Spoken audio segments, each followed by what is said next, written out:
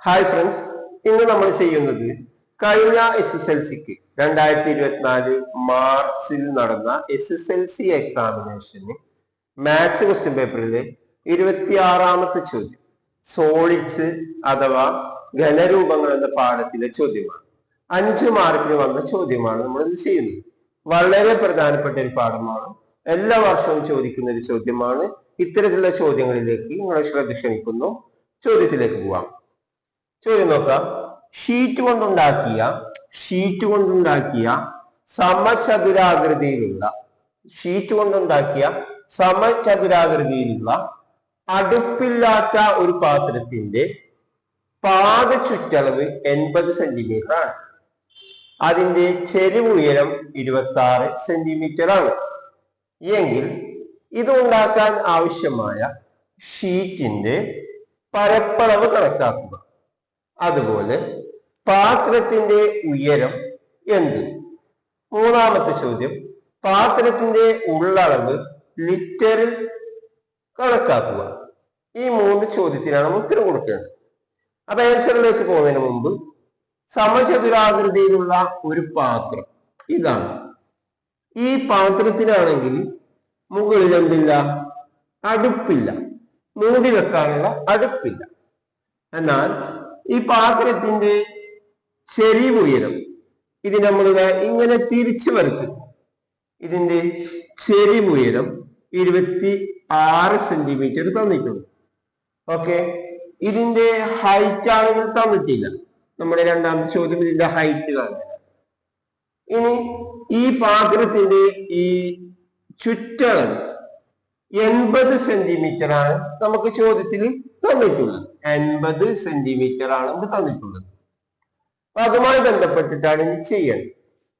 അപ്പൊ സമചതുരാകൃതിയിലുള്ള പാദത്തിന്റെ ചുറ്റളവ് 80 തന്നു കഴിഞ്ഞാൽ ചുറ്റളവ് കാണുമ്പോ ഈ ഷേപ്പല്ലേ, ചുറ്റുള്ള അളവെന്ന് പറഞ്ഞാൽ 4 സൈഡും ഒരുപോലെ അല്ലേ. അപ്പൊ നമുക്ക് ടോട്ടൽ കിട്ടിയത് എത്രയാണ്? 80 സെന്റിമീറ്റർ ആണ്.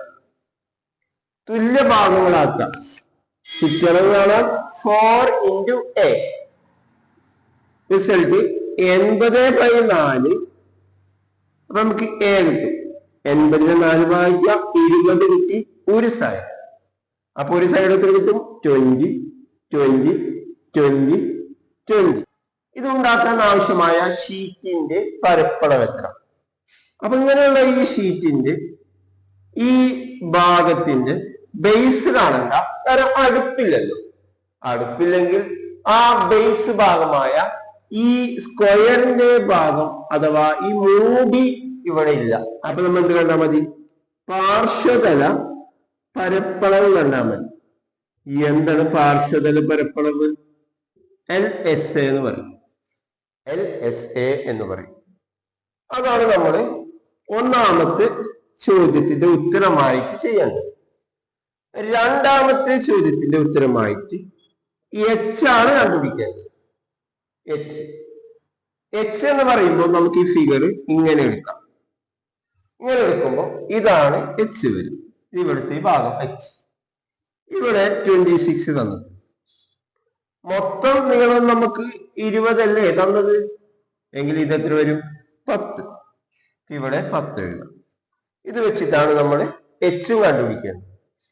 മൂന്നാമത്തത് ഇതിന്റെ വ്യാപ്തം അഥവാ ഉള്ളളവ് അഥവാ ലിറ്ററിലാണ് പറയാൻ, വോളിയം. ഇങ്ങനെ 3 കാര്യങ്ങളാണ് നമുക്ക് കാണാനുള്ളത്. ഓക്കെ, അപ്പൊ നമുക്ക് അതിലേക്ക് കിടക്കാം. നമുക്ക് ഇവിടെ 3 ചോദ്യങ്ങളാണ് തന്നിട്ടുള്ളത്. ഒന്ന് പാർശ്വതല പരപ്പളവ് അഥവാ LSA. LSA എന്ന് പറയുമ്പോൾ ലാറ്ററൽ സർഫസ് ഏരിയ. എന്താണ് ലാറ്ററൽ സർഫസ് ഏരിയ?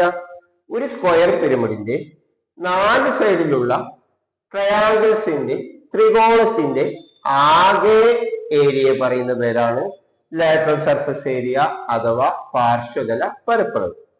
അപ്പൊ സമചതുര സ്തൂപികാകൃതിയിലുള്ള ഈ സ്ക്വയർ പിരമിഡിനെ LSA കാണാനുള്ള ഇക്വേഷൻ, പാർശ്വതല പരപ്പളവ് കാണാനുള്ള ഇക്വേഷൻ 2AL ആണ്.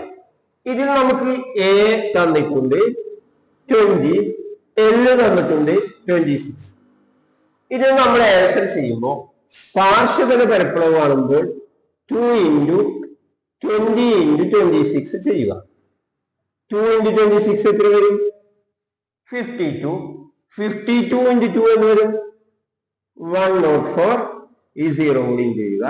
ഇത്രയും സെന്റിമീറ്റർ സ്ക്വയർ ആണ് ഒന്നാമത്തെ ചോദ്യത്തിന്റെ ഉത്തരം.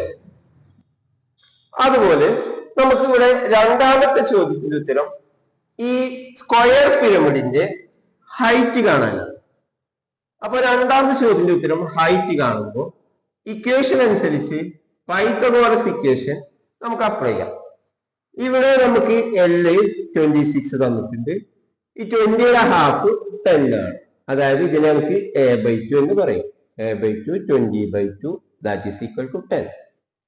ഇങ്ങനെ വരുമ്പോൾ ഹൈറ്റ് കാണാൻ h² is equal to L² minus a/2 whole square, അഥവാ 26 സ്ക്വയർ മൈനസ് 10 സ്ക്വയർ. 26ന്റെ സ്ക്വയർ കാണുമ്പോൾ 26 into 26 676. 10ന്റെ സ്ക്വയർ 100. അപ്പൊ നമുക്ക് h² കാണുമ്പോൾ സ്ക്വയർ ഈക്വൽ ടുന്റെ അപ്പുറത്തേക്ക് പോകുമ്പോൾ റൂട്ടാണ്. അപ്പൊ h തനിച്ചായി. അപ്പോ നമുക്ക് റിസൾട്ട് 576 കിട്ടും. അതാണ് റിസൾട്ട് വരാം. അഥവാ ഇത് 24 ആണ് റിസൾട്ട് വരാം. ഓക്കെ, അപ്പൊ ശ്രദ്ധിക്കുക. ഇനി അടുത്ത നമുക്ക് മൂന്നാമത്തെ ചോദ്യത്തിന്റെ ഉത്തരമാണ്. വ്യാപ്തം കാണാനാണ്. വ്യാപ്തം എന്താണ്? വോളിയം. വ്യാപ്തം 1/3 a²h. എന്താണ്? ശ്രദ്ധിക്കുക. 1/3 എഴുതാം. a എന്ന് പറഞ്ഞാൽ 20 ആണ്. 20യുടെ സ്ക്വയർ കിട്ടും. h നമുക്ക് ഇപ്പൊ കിട്ടി 24 ആണ്. ഓക്കെ, ഇനി നമ്മൾ എന്ത് ചെയ്യാം? ഈ 24നെ 3 കൊണ്ട് ഡിവൈഡ് ചെയ്യുക. അപ്പൊ 8 കിട്ടും. നമുക്ക് ആൻസർ എന്ത് കിട്ടും? 20 സ്ക്വയർ എന്ന് പറഞ്ഞാൽ 400 ആണ്. 400 into 8. 4 into 8 32 കിട്ടും. ഇനി അതിനുശേഷം എന്ത് ചെയ്യുക? 2 0 ഇടുക. അപ്പോ ഇത്രയും സെന്റിമീറ്റർ ക്യൂബ് ആണ് നമുക്ക് വോളിയം കിട്ടുക. ഈ വോളിയത്തിനെ നമുക്ക് ലിറ്ററിലാക്കണം. ലിറ്ററിലാക്കുമ്പോൾ എന്ത് ചെയ്യും? കിട്ടിയ വോളിയം സെന്റിമീറ്റർ ക്യൂബിലാണ്. ഈ സെന്റിമീറ്റർ ക്യൂബിനെ നമ്മൾ എന്തുകൊണ്ട് ഡിവൈഡ് ചെയ്യണം? 1000 കൊണ്ട് ഡിവൈഡ് ചെയ്യും. അപ്പം കറക്റ്റ് ആൻസർ വരാം 3.2 ലിറ്റർ ക്യൂബ്. ഓക്കെ, മനസ്സിലായെന്ന് വിചാരിക്കും.